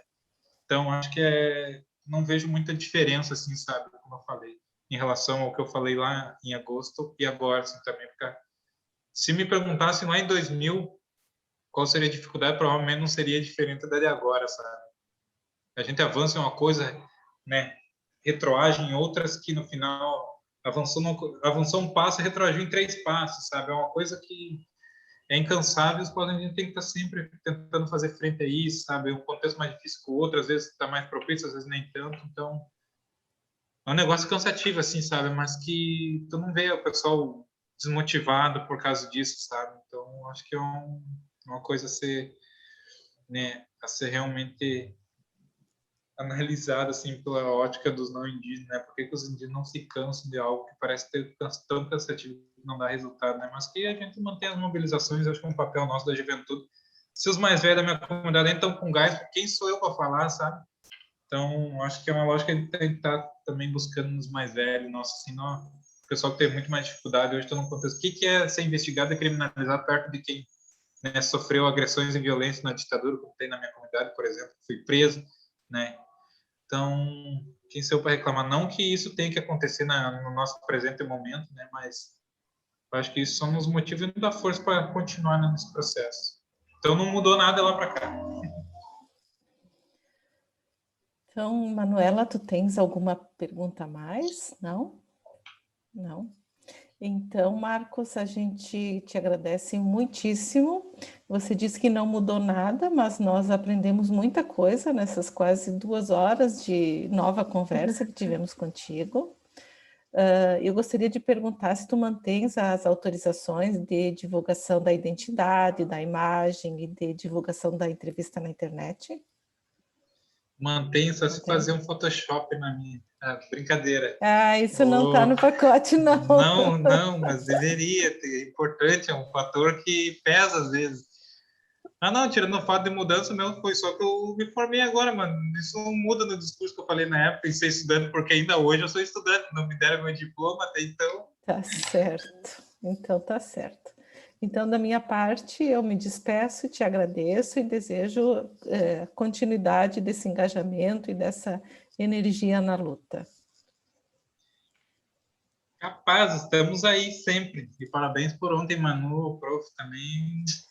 Muito bom, não sabia do trabalho de vocês, eu não conhecia. Quando eu li o título do trabalho da Manu, que será isso aqui? Depois, na apresentação, que eu fui entender de que se tratava. Então, muito bacana. Obrigada, Marcos. Da mesma forma, eu te parabenizo pelo teu trabalho, que tem uma importância gigantesca, né? Como tu bem defendeu aqui na entrevista, e acho que a entrevista também se soma nesse sentido, né? Para a gente registrar o teu relato e tudo que tu traz, né, a respeito dos povos indígenas. Então, muito obrigada mais uma vez por se dispor, vir aqui compartilhar com a gente, uma importância enorme. Obrigada. Então, estou encerrando a gravação agora. Sim.